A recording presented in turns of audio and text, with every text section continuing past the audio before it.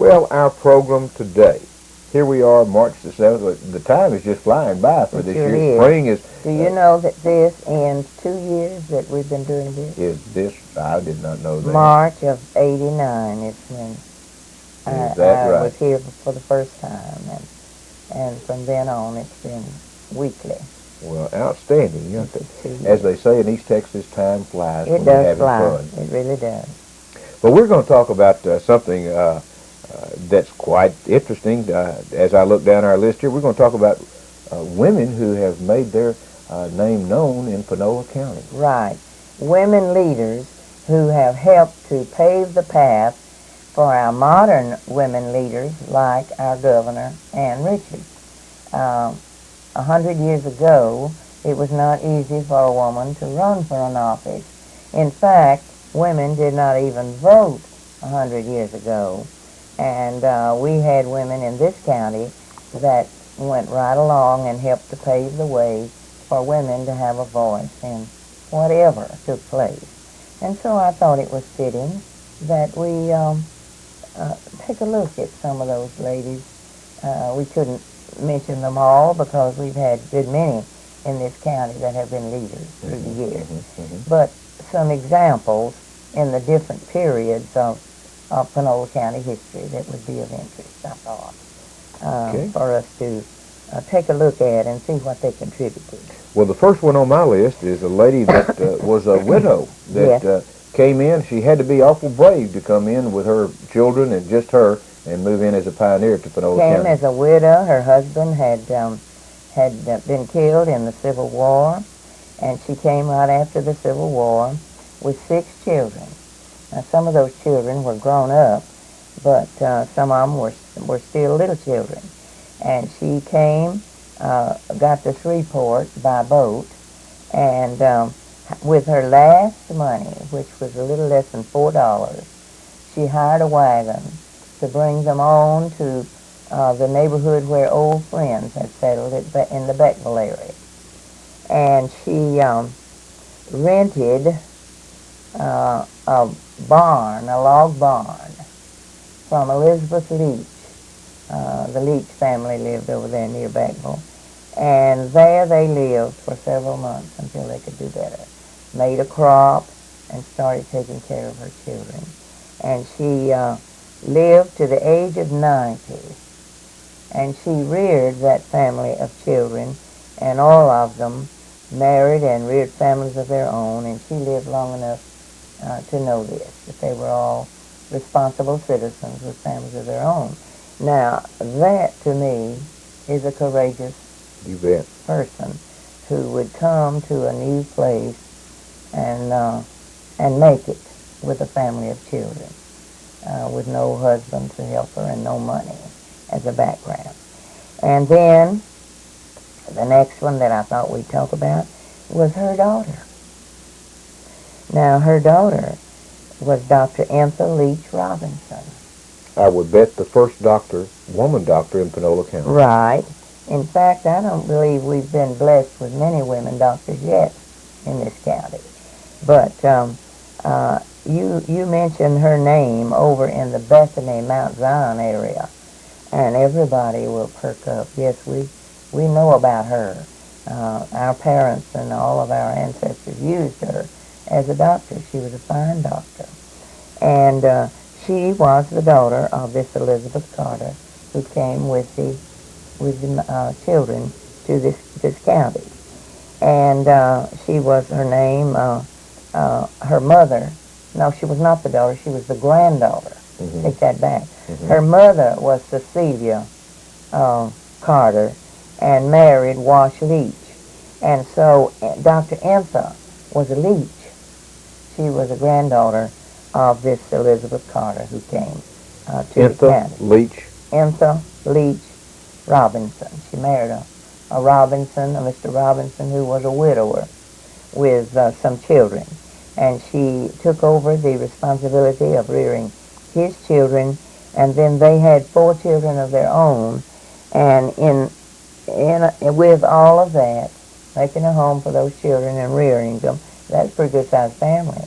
4 of her own, and I think 3 maybe of his. And she then decided to go on with her medical training, and she went by buggy from Bethany to Greenwood, I believe it was, to catch a train each week, come home on weekends, each week and go to Dallas, to Baylor Medical School to study and work to get her degree in medicine. Great. And then she practiced medicine by horseback all those years. And everybody in that area knew her. She practiced throughout Caddo Parish and eastern part of Panola County. And she lived in the Bethany Mount Zion area. She reared those stepchildren and her own children, and so she was the first woman to graduate from medical school in this county. She was recognized as a great doctor, and she practiced, according to the notes I found, 44 years, traveling first by horseback and then in a buggy as a And did not get her degree until after her family was up. Right. So she practiced evidently right to the end of her life, almost. At 90 years old, she died at 90.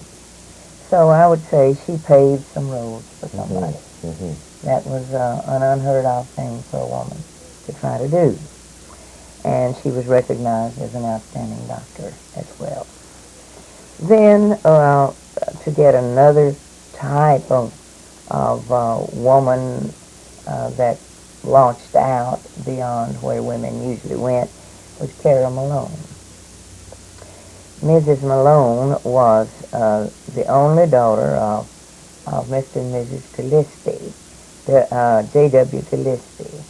She's the only child of theirs, and they were, he was at one time a county officer in this county, but she wanted to be a teacher, and so they were not able just to send her. She wanted to go to Baylor, and they were not able to send her to stay at Baylor, but she did it one semester, and then she set up her little private school and started teaching, and then went back for a second semester, and by then she got an official certificate and could teach in a public school. Then you got certificates by taking examinations for them. Mm-hmm. And she taught in public schools, and finally married Mr. Malone, a doctor. Not a doctor, a preacher. And his name was Leland Malone, a one-armed Baptist preacher. And she reared a family of 4 children. She carried on her teaching, kept working at it a little bit by little bit until she got her degree from Marshall, College of Marshall then. Now, East Texas University, isn't it? That's it, Marshall Baptist, Baptist, East Texas Baptist okay, University. East Texas Baptist, okay. And she kept teaching, and finally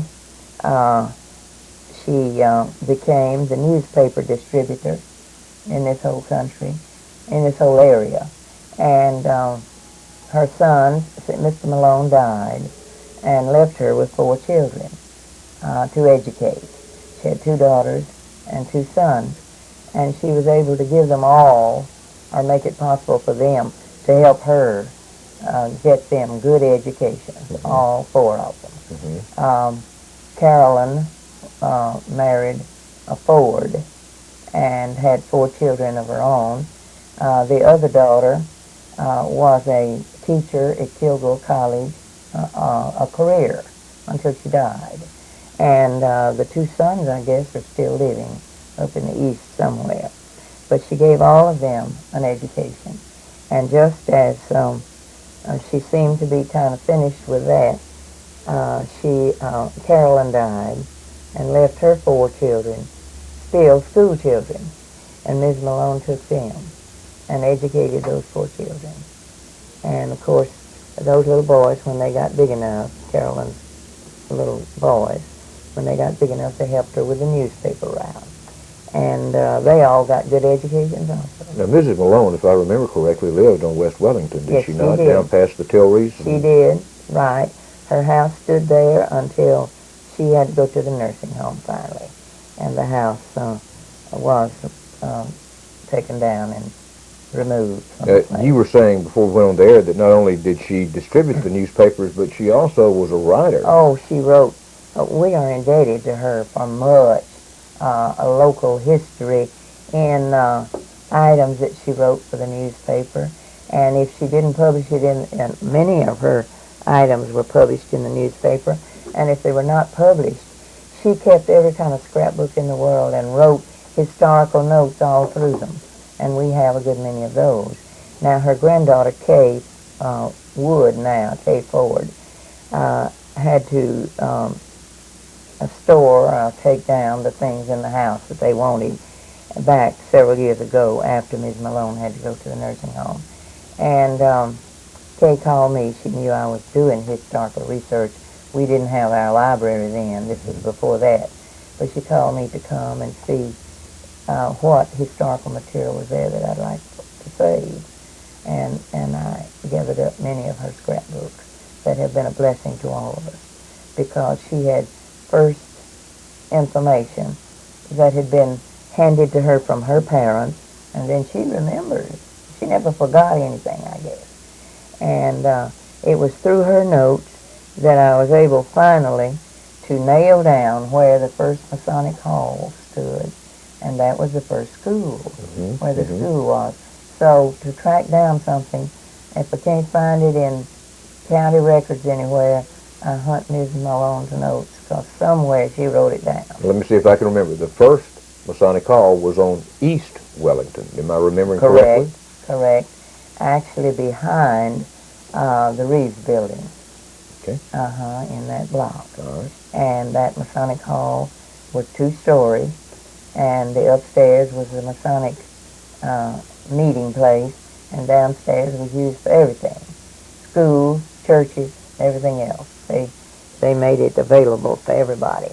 And we went around here for some time trying to find out exactly where it was, and finally opened the right thing that Mrs. Malone had written, and she described exactly the direction the building sat.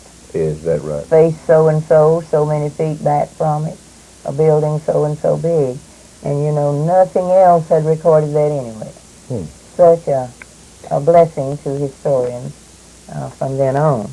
So she certainly paved the way for women to make a difference in our lives. And she was an outstanding Bible teacher. And actually, her life ended in the late 1970s.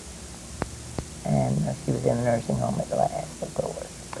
Now you have Johnny Lee Feimster. Feimster. She, just before your time in high school, she was a senior English teacher in Carthage High School. This was just before we came to Carthage. In fact, she resigned from Carthage High School and went to Beckville, her hometown. She was a native of Beckville. And she became the high school English teacher at Beckville, just as we came to Carthage in 1942. She was an authority, I guess, as an English teacher. Everybody considered her opinion as the last word, I guess, in the teaching of English. And she taught out her career. She was a leader among teachers. And one of the interesting things about her, she organized at Beckville their first Future Teachers Club. And I was interested to learn that John Cordray was the president of that club in high school. Is that right? And so perhaps he was influenced greatly by Miss Feimster. And they named it the Johnny Lee Feimster Future Teachers Club at Beckville. I guess it still operates as a training situation for future teachers. But Miss Feimster sponsored that club. And then when she retired at Peckville, they encouraged her to join the staff at the college. And her last years were spent as an English teacher at Panola College. Very good. So she was well known as a leader among teachers. And finally, I thought we needed to. Well, we do, about to and we run out probably of have time. the entire program set up on this lady that we could do. and Well, probably spend 2 later or 3. we'll just mention her briefly because perhaps our listeners know more about her than the others. Right. And this is Senator Margie Neal, The and first lady senator in the state of First Texas. Lady Senator, and she was, of course, the first person that registered in this county after working toward getting a law passed for women to vote. And she's the first one that registered to vote of women in this county. Now, she had a lot of firsts, and we'll talk about those another time. But she has many things as symbols of her work. So it was ladies like these that I've talked about, plus some others, that paved the way for women to be recognized. It has been, and of course I've been in public life now a long, long time, and in my early experiences, it was never expected that women had the intelligence of men, even in public careers. Men were the leaders. But now it's a give and take thing, you know.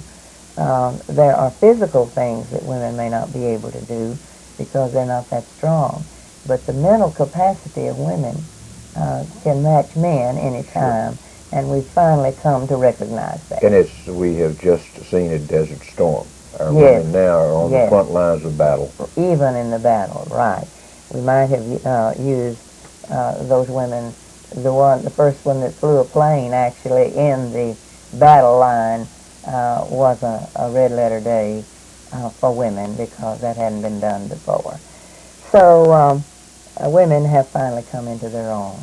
And of course we have a woman governor now, and we're interested. We have had one before, but it's been a long time. And now we're interested to see how this one goes. I was trying to think, the woman governor prior to was Mrs. Ferguson. Miss Ferguson. Ma Ferguson. Ma Ferguson that finished out a term that her husband. Right. Okay. Her husband was in And I don't know why I was legal thinking trouble. I'm a pig and you're a pig and the pigs, but that got it. He was in legal troubles, and so she became the governor. And then she was elected in her own right again. But actually, Ann Richards is the first woman that has run on her own, I guess, and been elected as governor of the state of Texas. So I felt that we ought to recognize women today in this town and in this county that are helping to carry on the good things in life. Well, now I'm glad we did. Very good program today. Thank you again for bringing it.